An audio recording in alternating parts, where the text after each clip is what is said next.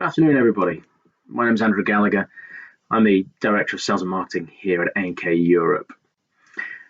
The further we progress through the summer and as it draws to a close, without the chance to welcome our guests, the more we're considering what else we can do for you. So if you can't reach Europe at present, we wanted to come up with the idea of why don't we try and bring a glimpse of Europe to you. Just like everyone else, we've been navigating both the wonders and perils of modern technology in recent months to adapt and explore how it can best be utilised. We realise that you never learn without trying, so we recently took a step with hosting one of our first ever live webinars at an on-site venue in Florence. On this occasion, we offered a glimpse into the genius of Michelangelo, having secured private access to his former home in Florence. Our top local art expert, Lucia, provided a fascinating virtual tour. So check out the video below for an understanding of the kind of opportunities that your clients could enjoy on their next trip through to Italy. Remember, this is just one of the many insider access experiences that our vast network of contacts can offer you. With the bespoke nature of our itineraries, we can easily craft all kinds of unique experiences into these itineraries. If you're keen to add a special touch for your clients or just let them know, we can really show you some fantastic options available. Our colleagues across Europe, in our offices in the UK, Russia and Spain, are trying also to work hard to bring you a more insider access experiences to life. So it won't just be the doors of Michelangelo's house opening to you. So please stay tuned to see what's next, and we'll bring you some other opportunities. In the meantime, we do continue to offer the country by country updates on the latest situation here in Europe. So please click the link below, as all the details on here are available. Also, there's further details on how we're protecting our travellers and their well-being when they do travel with us in Europe. So do click on the link. Until next time, we wish you all the best. And before you know it, it will be time to say welcome back to Europe once more. And thank you very much for your time.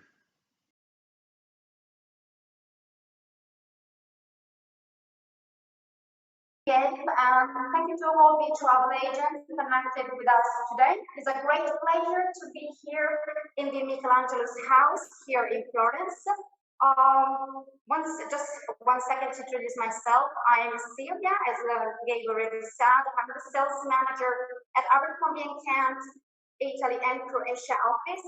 And with a great pleasure, I would like to introduce you today two special people. One is Mr. Cecchi, the director of the Michelangelos House, and Lucia, our top Florentine local guy. Dave and Lucia. So now I will give word to Lucia. Good afternoon to everybody. My name is Lucia. I'm a tour guide. I've been working as a tour guide since a long time. This is a great opportunity for us and for everybody to show something very special. A museum called the Casa Buonarroti. Buonarroti was the family name of Michelangelo's family. As the director told before, it was a noble family. Michelangelo himself has been living here, so this is really very special. Did he live here when he was alive? Yes. Yes. So he has been living here for a while. Then he moved to Rome on 1534, and he never to work for the popes, of course. So he was so popular that he could receive so impressive, incredible commissions by the popes, and he spent the last 30 years of his life in Rome, where he died. So he died in Rome when he was 89 years old. Such a long life, a long career, incredible career for that time.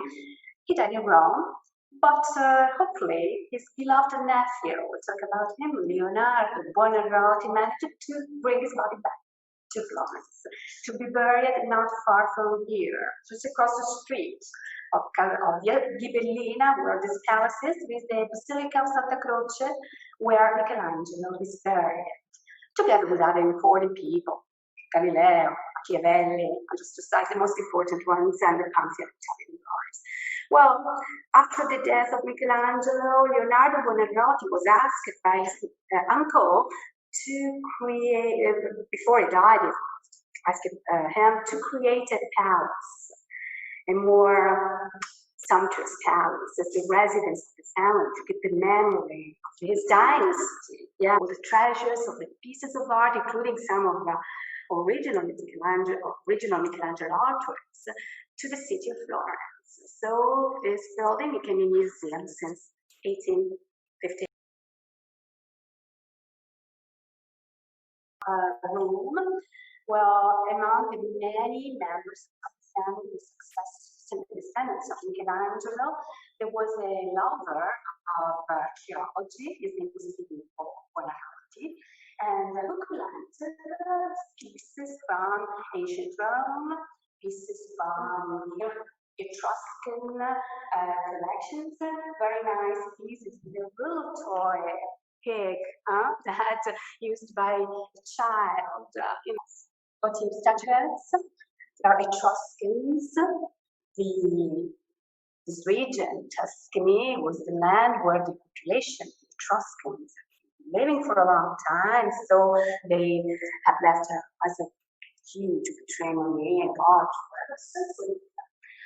Well, Michelangelo, after the death of Lorenzo the Magnificent, Michelangelo decided to leave Florence, went to Rome for the first time, sculpted the Pietà of St. Peter's. He had even more experience, according to the classical work. Then he came back to Florence, sculpted his David, Iran, in the next rooms.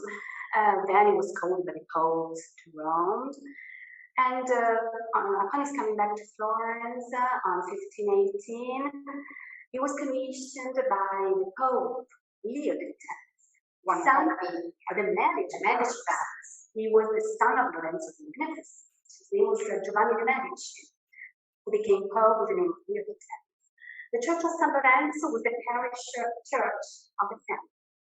Started at the beginning of the 1400s by Filippo Brunelleschi, who Cosimo the Elder was the grandfather of Lorenzo.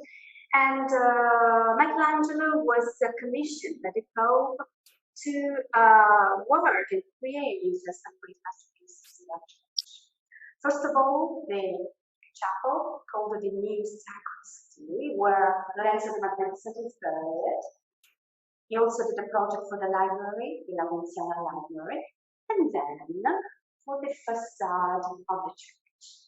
This is an example of Michelangelo's interest for architecture. I think it's amazing. That's amazing. This is in classical columns. And it's in wood. And it's still, still existing. That's incredible. Well, the niches were supposed to be statues, but unfortunately, the project for the facade has never been carried out because of the death of Leo, the Pope, the death of the succeeding Pope, another Medici Pope, his cousin, Clemens VII. So the project nothing happened. The facade of San Lorenzo is still rough.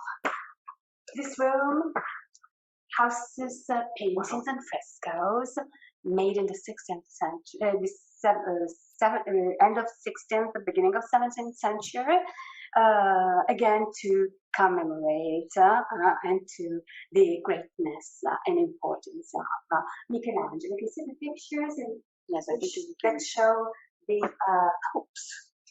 Who are these popes? This is Julius II. The Pope Julius II was the Pope who asked him first to make his tomb, his monument, then to fresco the ceiling of the Sistine Chapel. So both Michelangelo and Leo X were Julius II were two very intractable men. No, they had this is another Pope. I mentioned him before, Leo X.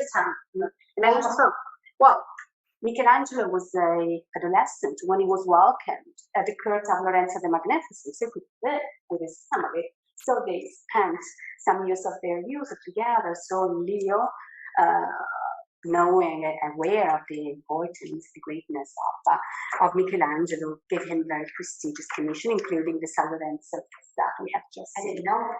Sorry, Lucia. Then I don't know if you want to give to our travel expert connected with us and to Gabriel this amazing, view of the ceilings and of the room. I mean, it's incredible to be here. It's like really deep dive into history, deep dive into art.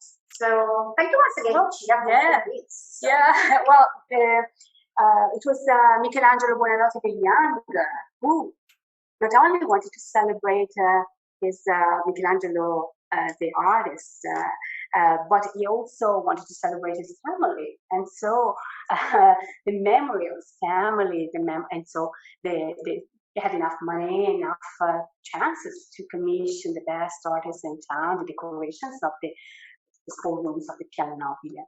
Another pope that had a great importance for Michelangelo was Paul III. You see here Michelangelo with the project of the Dome of St. Peter's in Rome. Mm-hmm. Well, he did a project that was never carried out because of his death by Michelangelo himself, but the project was inspired by Brunelleschi's Dome here in Florence. Well, this room is called the Room of Day and Night because of the frescoes of the ceiling. And you see the typical style of Baroque art, with stuccos, the frescoes, and with richness and ornaments of these decorations. This is the bust of Michelangelo, made by one of his most famous pupils, Daniele da Portella. Very realistic portrait. What kind of story is this? This is bronze. It's a bronze bust. Yeah, it's amazing. Well, a curiosity about that. The portrait of Michelangelo was made on the base of his funeral mask. When famous people died, immediately they put oil on the face and then plaster to keep the features. I didn't know that. Yes. And so the original mask has been lost, but this portrait was made according to that. So this is the expression we had at that moment. Yeah. And you see, he was 89 when he died. So you see an old man. Yeah. That's impressive.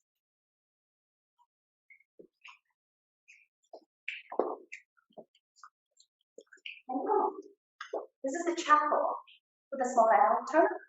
You see some frescoes about the history of the family, the celebration of the myth of Michelangelo. But you can see the busts made of marble, white marble, representing two of the most important members of the Buonarroti family. I have already mentioned him. Michelangelo Buonarroti the Younger was responsible for the one who did this amazing palace for the family, for the celebration and the memory of Michelangelo Buonarroti, the artist. And then we have mentioned him before, Cosimo Buonarroti, the last member of the family. A man of culture, a collector of artworks himself.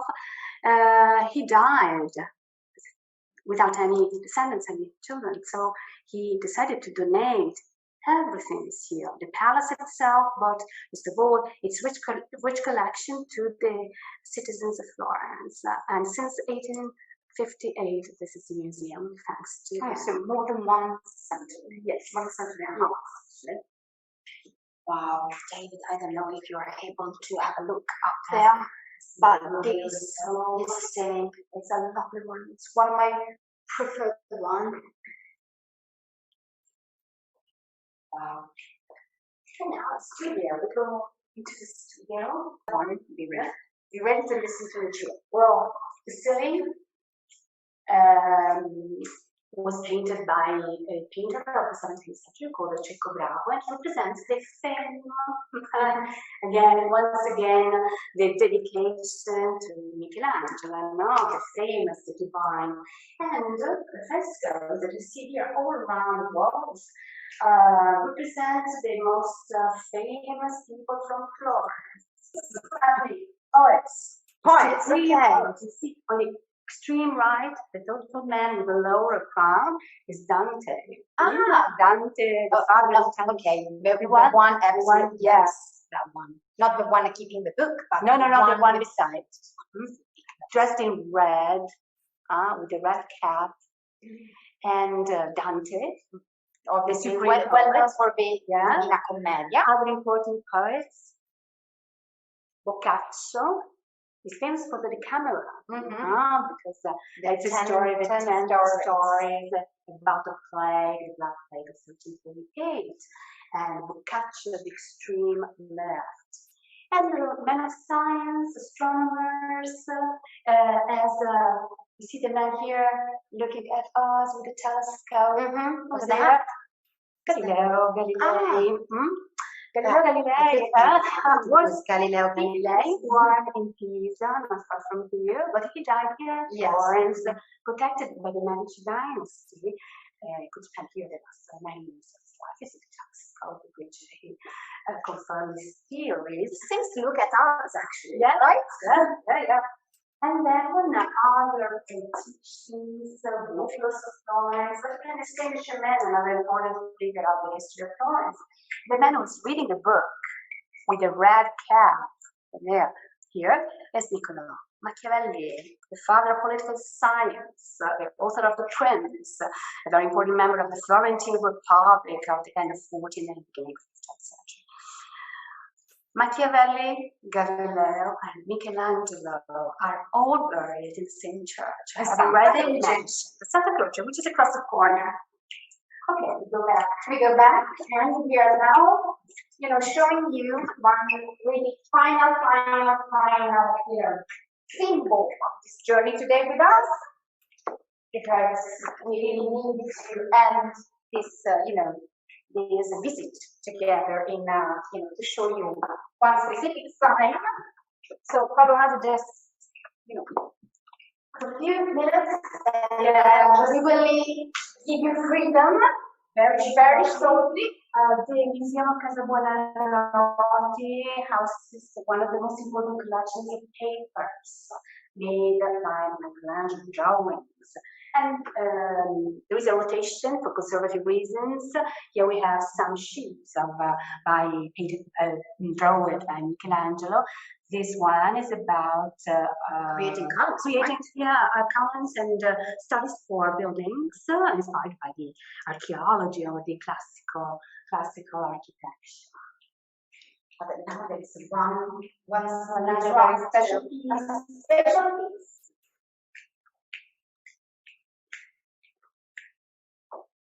That's nice. Yeah, I love it. Seems nothing, but it's a lot. Yeah. Well, this room houses some models made by different artists. The one that for sure was made by Michelangelo himself is this group known as the Russell. We don't know exactly for which place or for who he did that. Probably there are some art historians that say that it was made for the Piazza della Signoria to be displayed outside the Palace of the Government. Other ones say that this group is a study for a statue that Michelangelo was supposed to sculpt for the tomb of Pope Julius II. But for sure, the style of Michelangelo is really evident. The energy of these two figures, the torsions, the spiral, the serpentine movements. Sometimes I think that you're similar to the prison in Galleria della Exactly. Is that right? You see all the figures by Michelangelo, not only the sculptures, but also paintings. The figures that he painted are characterized by the great energy, force, and the movement and study of anatomy. I will give you. Okay.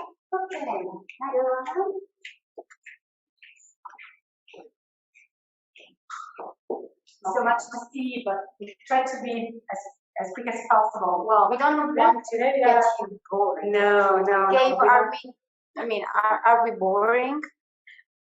Maybe not. Hopefully not. But our time is running out. This picture was made by one of Michelangelo's followers called Contorno on the basis of the original cartoon by Michelangelo that has been lost. So this picture was created thanks to a project, a cartoon, a drawing by Michelangelo. The subject is the subject of the Gospel, Jesus Christ with Mary Magdalene after the resurrection. He stops her, he wants to touch him, and he says, "Don't touch me." In Latin, it's "Noli me tangere." Michelangelo's style as a painter is characterized by the violent colors. So it can be enjoyed in the Sistine Chapel, both in the ceiling as well on the wall of both paintings. But obviously, the one of Ritorno is something, yes. And the idea that two painters decide to, to paint the same from the same cartoon is amazing. Yes, This is a demonstration of the great admiration, his great popularity of Michelangelo. Once again, Michelangelo carving the phone. We have seen At the beginning. So it's a legend that has been so frequently represented. This room is dedicated to this museum in the 19th century. Upon the celebrations of Michelangelo in 1864, that means 300 years after his death, projects were made for a new facade of the palace that has never been carried out. That's the piece. Yeah, the graffiti is incredibly rich, but unfortunately, There are no more Buonarroti on her. yeah, this is a fun. This is the last piece. Last piece for today, but very interesting. Lucia, Well, tell us a couple of things. You can recognize in a small size, of course, the statue of David. Michelangelo's David is considered to be the icon of Renaissance, one of the most important pieces by Michelangelo. It was actually the statue that made him so popular, so famous. He sculpted David at the very beginning of the 16th century. He spent about 3 years to carve it. It was realized and made for the cathedral, for the main church. So, Yeah, this statue wasn't created for Piazza della Signoria, but for the cathedral. exactly. So, how's been?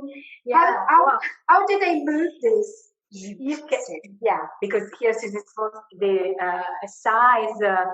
small size, but the original statue is 4 meters and 20 centimeters high, which means 17 feet. The giant, it was called the giant. And it represents the statue. David and Goliath. David, the biblical David that holds the slingshot and the stone before killing Goliath. Well, Michelangelo sculpted this David. He didn't want to be seen by anybody else, so he spent 3 years to carve it. And when the cathedral, vestry board, saw that statue, they were really shocked. Such a gigantic naked man outside the church. That couldn't be alive, no? It was clear to everybody it was a masterpiece, but we had to find another location. So they decided to move the statue date from the Duomo Square to the Signoria Square, the center of the political life of Florence, on 1504. And the statue has been displayed there for centuries.